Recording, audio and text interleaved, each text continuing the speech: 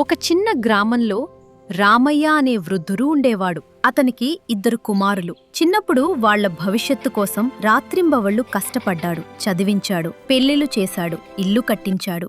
జీవితం మొత్తం వాళ్లకే అంకితం చేశాడు. కాలం గడిచింది. పిల్లలు పెద్దవాళ్లయ్యారు. తమ జీవితాల్లో బిజీ అయ్యారు. ఒకరోజు రామయ్య నెమ్మదిగా అడిగాడు, నాన్నతో కాసేపు మాట్లాడడానికి సమయమిస్తావా బిడ్డా? కుమారుడు చెప్పాడు, ఇప్పుడు టైం లేదు నాన్నా, తర్వాత మాట్లాడుదాం.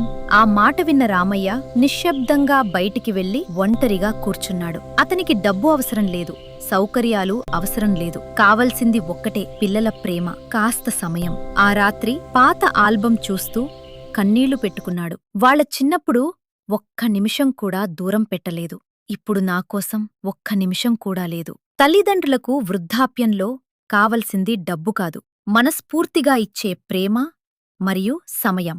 ఎందుకంటే వారు లేకపోతే మనం లేము.